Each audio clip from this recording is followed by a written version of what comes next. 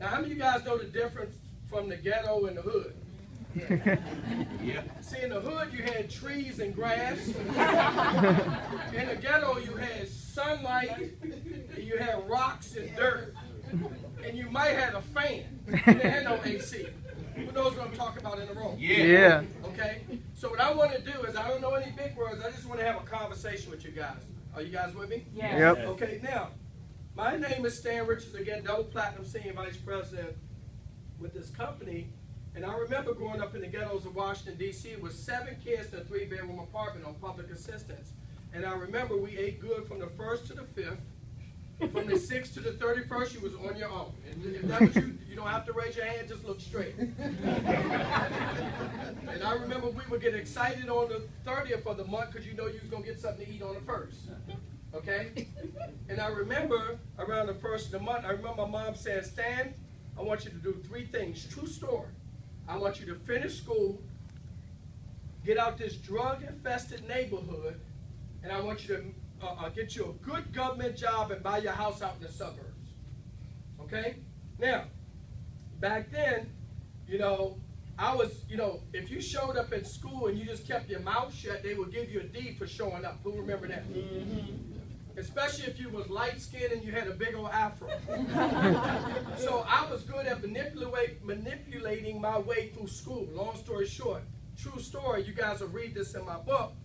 I graduated from high school in 1981, guys, and I was reading at best on the 6th grade level. Because I had BS my way all the way through school.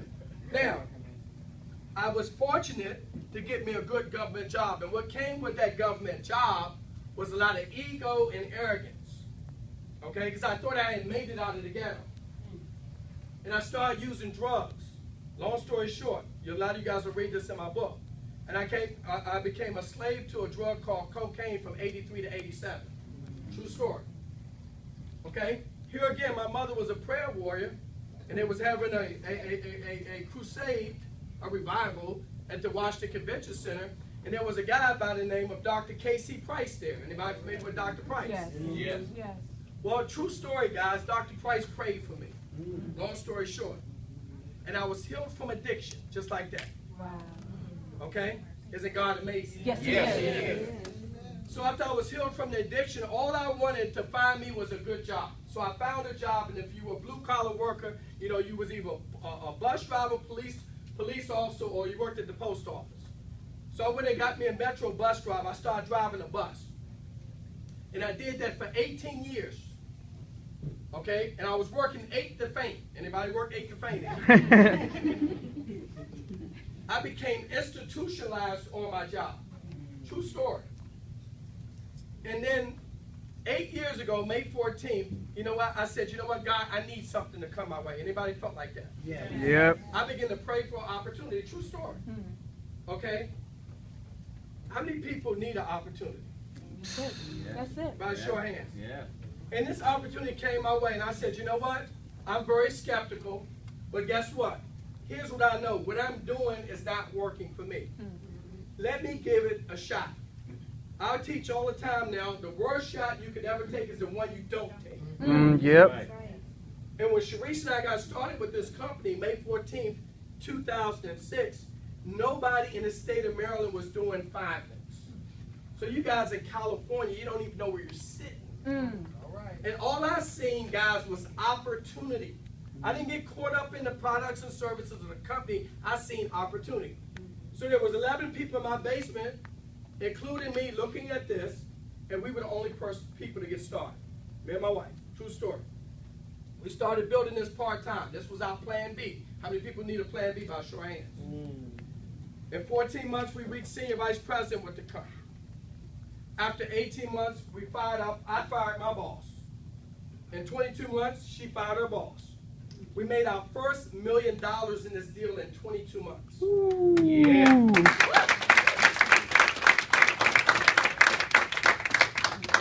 8 years later, May 14th, next week, we've been in this deal for 8 years. We not only made millions, we've helped 6 people become millionaires with this deal. 67 people become 100,000-aires. Yeah. Sorry, 69. 69 people become 100,000 She wrote a book, Faith Focused Action. I wrote a book called From the Bus to the Bentley, No More Limits. It has my life story in this book. Then we went on from there. We started the Richards Group Foundation. Yeah. Because here's what I realized. When I started with this deal, what is it? Samaria. Matter of fact, let's give her a round of applause. She flew buses with me. She's a blessing tonight. When I started with this deal, Samaria, all I wanted to do was make some extra money because you know our Brian driving a bus. I wanted to make $2,000 a month, okay, when I started with this deal. I went from there to make millions of dollars. But let me share this with you. After you become a multimillionaire and after you've traveled the world in the country and you stayed in all of the hotels, you only can eat a steak so many ways. It all gets old. And here's what I realized, guys, as I stand before you as a multimillionaire. It's not about the money, but it is about the money. It's about what the money can do. Yep. So we started the foundation. Last year I was blessed to win the Steve Harvey Neighborhood Award. Yeah. Because of the small vehicle called Five Links, I went back into my ghetto where I started in the projects, Brentwood Village, you know what I'm talking about. The same projects, guys, and I teach entrepreneurship. I teach our kids to see beyond their circumstance. Nice. Teresa, I was blessed to send 100 at-risk males to the prom this year. Wow. We took 11 kids on a cruise that never seen blue water. Wow.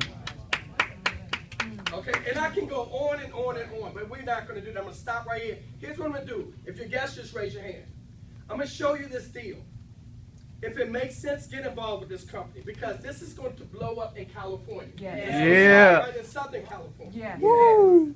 And the people that position themselves like me and Sharice did in our basement, it has nothing to do with your background.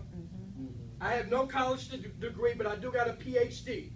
Public high school diploma. It pays me real well. It's called common sense. Yeah. If this makes common sense, guys, get involved because over the next 3 to 5 years, last time I checked on the map, California was much bigger than Maryland. Yeah.